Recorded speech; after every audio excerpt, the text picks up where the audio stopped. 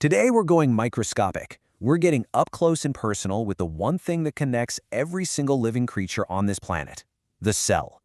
So let's just start with a quick thought experiment. Picture this. You, a mushroom sprouting on a log, and the invisible swarm of bacteria that's, let's be honest, all over your keyboard right now. What in the world could those three possibly have in common? The answer? It's actually super simple, but also kind of profound. You're all made of cells. That's it. It's the one rule that connects all life as we know it, from a massive blue whale all the way down to the tiniest little microbe.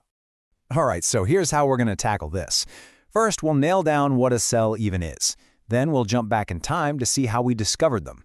After that, we'll look at the two big designs for life, take a tour inside what I like to call the cellular factory, and wrap it all up with the three big rules that all cells live by. Ready?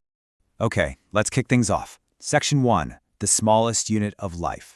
So when we use that word, cell, what are we really talking about? Well, the official definition says it's the smallest, most basic unit of life that's responsible for, all the stuff that life does. Think about it this way. If you could keep zooming in on any living thing, breaking it down to its smallest possible independent part, you'd land right here, at the cell. But see, a cell isn't just a boring Lego brick. Oh no, it's this buzzing, dynamic little machine. It gives you structure, it takes the food you eat and turns it into energy. It's what lets you grow and heal when you get a cut. It takes out its own trash. And get this, it holds the entire genetic blueprint for you. All of that action is packed into one tiny microscopic package. It's wild. For pretty much all of human history, this whole world was totally invisible to us, a complete mystery. So let's move on and see how a few brilliant breakthroughs finally let us peek into this hidden universe. The whole story of the cell is really a story about technology getting better and better. It starts back in 1665. A guy named Robert Hooke looks at a piece of cork under a microscope and sees these little empty boxes. He calls them cells. But he thought they were just, empty structures.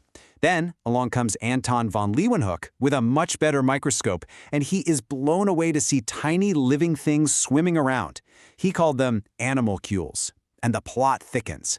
By 1831, Robert Brown spots the nucleus inside a cell, and that's the first big clue that there's a whole complex operation going on in there. So all these discoveries started painting a picture. It became clear that, all life is made of cells, but they don't all follow the same blueprint.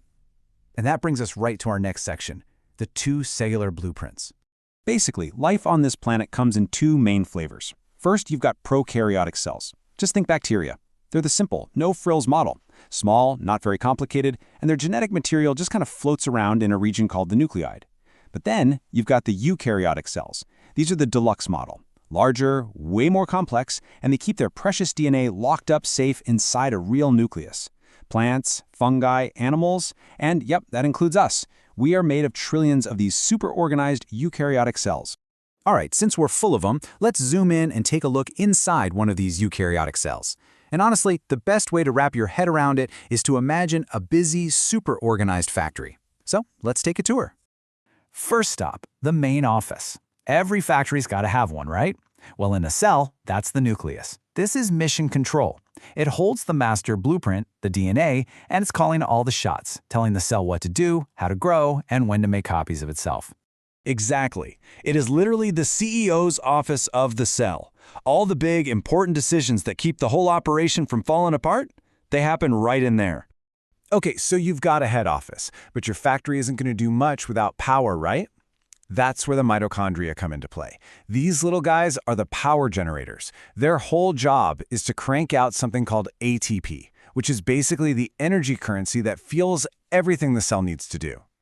I'm sure you've heard this one before, probably in a science class somewhere, and there's a reason it sticks.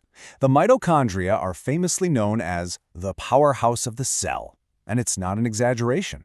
Without them, the lights go out, the factory goes dark, and everything just grinds to a halt. Last stop on our quick tour, the factory walls and gates. You need security, and you need a shipping and receiving department. That vital job belongs to the cell membrane. It's this outer layer that wraps around the whole cell, protecting it, and acting as a very strict gatekeeper for everything that tries to get in or out. Yeah, this analogy really nails it. It's the security gate, keeping the bad stuff out, but it's also the shipping dock, managing all the raw materials coming in and all the finished products going out. Super important for keeping the factory running. Okay, so we've toured the factory. Now let's zoom back out and look at the big picture again. Because all of these observations, from the first discovery to peering inside the organelles, led scientists to come up with one of the most important theories in all of biology. We're on to our final section, the 3 rules of life. This is what's known as cell theory, and it really boils down to 3 simple but incredibly powerful rules. Rule number 1, if it's alive, it's made of 1 or more cells. Simple. Rule 2, the cell is the fundamental unit of that life. And rule 3, which was a huge deal at the time, all cells have to come from other cells that already exist. They don't just magically pop into existence. And naturally, as science has advanced, we've added a few updates to the theory. We now also know that all the energy flow that powers life happens inside cells. We know that genetic information, DNA, is what gets passed from one cell to the next, and we know that at their core, all cells share a remarkably similar chemical makeup. So, what's the big takeaway here? It's this. Everything that makes you, your breathing, your thoughts, every single movement, it's not just one big thing happening. It's the combined effort of trillions of individual cells all running their little factories inside of you, right this second. That's what life is. And that leaves us with one last, mind-bending question. If cell theory is right, and every cell has to come from another cell, what happens when you follow that chain all the way back through time? Where did the very first one come from? I'll leave you with that to chew on. Thanks for tuning in.